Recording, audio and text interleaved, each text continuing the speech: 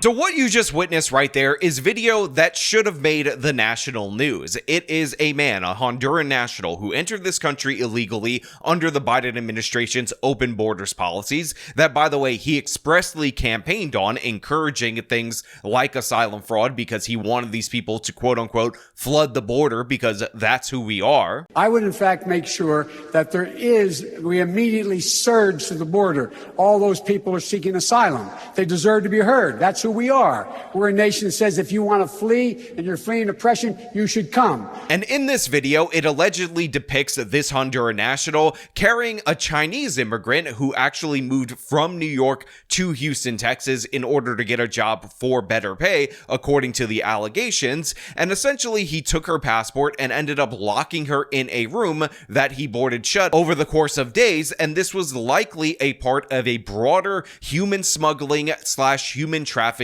operation, as they tell us in the opening of the segment before they show us this footage. Chilling surveillance video captures a Honduran national dragging a Chinese immigrant down the street in Northeast Harris County. Tonight, that man is accused of aggravated kidnapping, and investigators believe he's part of a much larger human smuggling and sex trafficking ring. Now, again, this is the working theory of law enforcement at this moment in time, but I think it's absolutely crucial for you guys to understand that a lot of people on the left wing pitch open borders as this kind of more humanitarian, more caring about individual people kind of option. But in reality, what we actually see is that when we invite the criminal element from the third world into our nation, they actually end up preying on other migrants to our country, taking advantage of them. And this was all enabled by the previous administration. Now, I definitely have issues with how the evil orange man is currently handling, or mishandling to be more accurate, the Epstein files,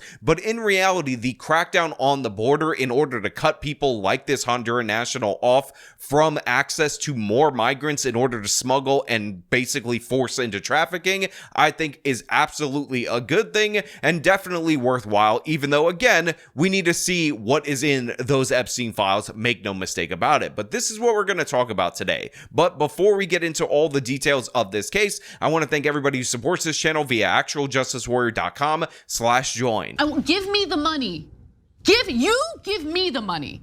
Okay. Investigators tell me that this Chinese immigrant came to Houston from New York looking for a better job and better pay in the massage industry. But when she got here to Houston, someone stole her Chinese passport and she ended up locked in a closet of this mobile home behind me.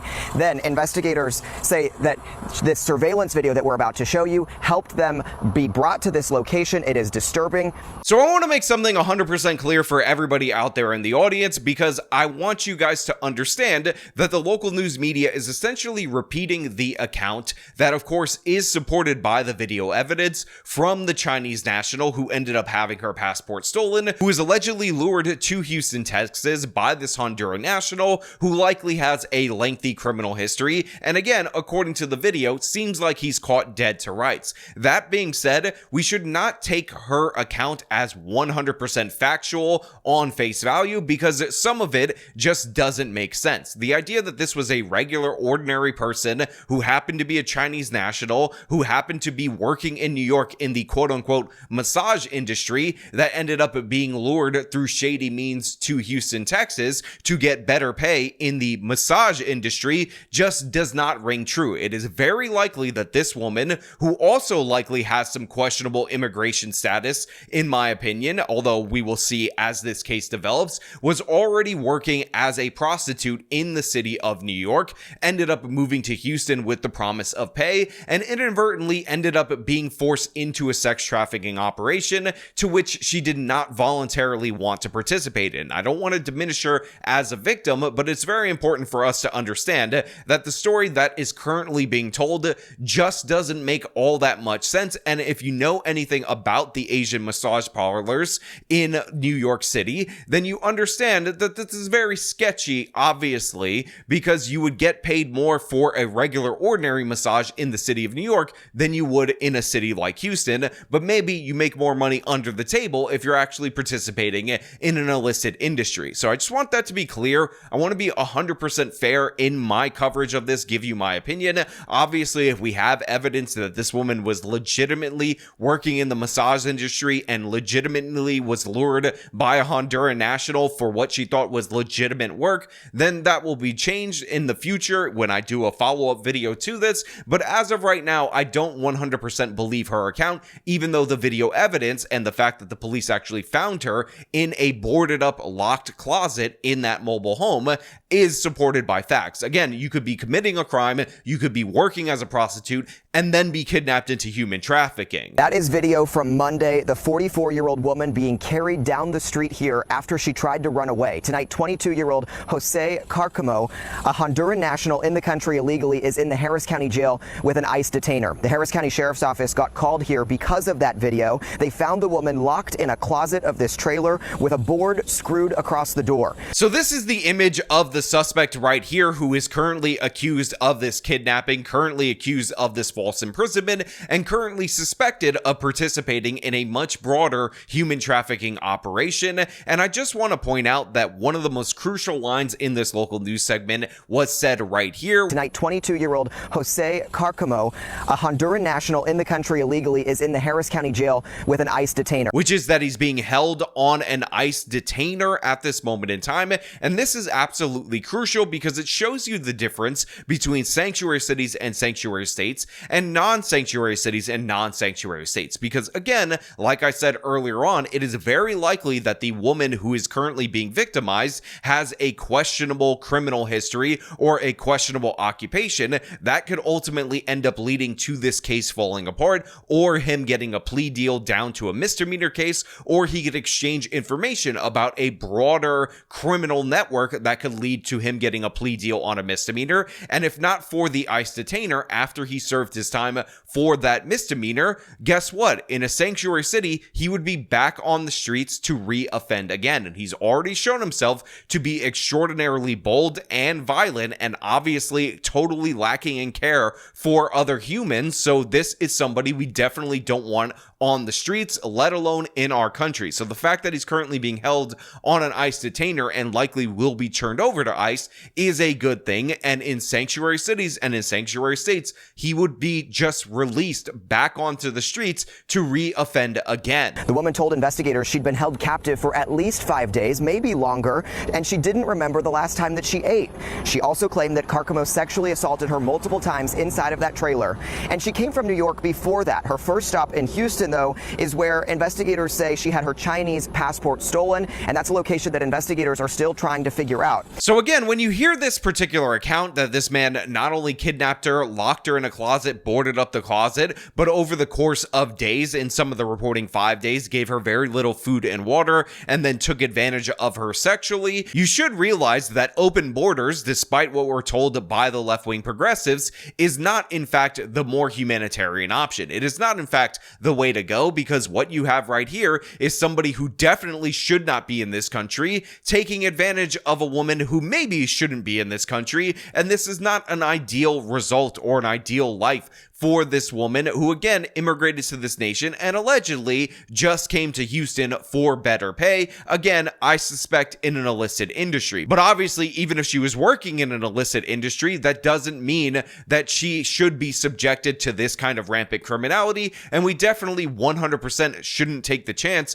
that this guy would only do this to non-citizens, as if that's something that makes it better, because very likely somebody who is willing to just abduct somebody in broad daylight, like he did according to that video, is likely to do that to other girls that get lost and get sucked in to prostitution or the massage industry, as it's told to us by this local news affiliate. And again, it's just not an element we want to bring more of in this country. We already have enough human trafficking that is going under the radar in the United States of America. We don't need to import third world human traffickers in order to participate in and exacerbate the problem. But the suspect told investigators when questioned here that he had no idea who she was, but using that video, they were able to connect him to her, and now they are looking for additional victims as well as suspects. Now look, obviously it's alleged right now. He has not been convicted at this moment in time, but one of the reasons why I believe that the police have a strong case against him is A, the woman identifies him as her attacker, B, it's supported by the surveillance video, and C, this guy over-denied. He said he didn't know anything about this woman, never saw her a day in his life, and obviously the incontrovertible video evidence appears to contradict that account. But again, this story on its own, as an illegal immigrant participating in a kidnapping of a potentially other illegal immigrant, is not the only crucial part of this story. It also turns out that this very same individual is very likely connected to a broader network, and we actually have somebody from the Harris County Police that is bringing us that information. We believe there are more people involved than just him. He obviously is not the one that drove her from New York. This is a very traumatic event. You know, you're in a foreign country. You were brought from one giant city to another that's halfway across the country south, and she has no friends, no family, nobody is here for her. So we've got to do everything we can to ensure that she can trust us to do our jobs and find the rest of the people that are involved in this. Obviously, this should be a larger news story, because what this investigator just told us that is absolutely crucial is that the person who kidnapped her, who brought her into that mobile home, who nailed her shut in a closet door, is not the same individual who drove her with the supposed job opportunity from New York City to Houston. So what we have right here is a national operation that at least connects two major cities that is luring vulnerable women who may already be working in prostitution and trying to force them into human trafficking. And again, another thing that is very suspicious about this woman's story, that she was just trying to be a legal masseuse in the United States of America, is the fact that she's a Chinese national. Because one of the things that has been reported about the migrant influx to New York City is that while a bunch of migrants end up consuming an inordinate amount of taxpayer resources, because the Chinese population in New York City is so well established, usually Chinese nationals can rely on the existing Chinese community in order to support them. However, that support does not always extend to those working in illicit industries like this woman likely was. But again, we have two individuals bare minimum that she interacted with, probably more, that participated in this transportation of her to Houston in which she was kidnapped, and there's very likely other illegal migrants that are involved in this particular crime ring. Remember, Kilmar Abreu Garcia was pulled over for driving a bunch of illegal immigrants from one destination to another in what is alleged to be a smuggling operation, and this rings eerily close to that, again, which of course could lead to the uncovering of a broader illegal immigrant run human trafficking operation. So yeah, we absolutely need to look into this more. We absolutely need to examine what's happening, but we also need to be able to confront the left wing and look them right in the face and tell them they're not the humanitarians they believe they are, because their policies are what enabled this. So this evening, deputies tell me that she is safe. She's being housed in an undisclosed shelter for her safety. And investigators tell me that that woman did have a cell phone, but it didn't have any service. So they're trying to use any potential location information to track back other places that she may have been or people that she may have been connected to. But investigators really need your help with this one. If you have any information, again, about that suspect or suspects possibly connected to this location here on Elderberry Lane, the Harris County Sheriff's Office or Crime Stoppers wants to hear from you. Now look, I don't know how far this video is going to reach. I don't know if it's going to reach relevant people who may have seen this suspect or may know anything about that location, but please contact the numbers and provide whatever information you can. Unfortunately, we don't have an image of the alleged victim in this particular case other than the surveillance video, which is blurred in the local news segment, so we can't actually show her face and say, hey, do you recognize her? Do you see who she was with in New York City? And maybe we can tie this whole thing together. But again, we will be monitoring this situation. We will be monitoring this case because it appears that the local police down in Harris County ended up uncovering the makings of a broader human trafficking operation that hopefully they will be able to bring down. But you know what? Those are just my thoughts. I want to know what you guys think down in the comments below. As per usual, if you like this video, show them by leaving a like, subscribe for more content, follow me on my social medias, support me via the support links in the description of this video. This has been me talking about a crime that definitely needs more attention. Till next time.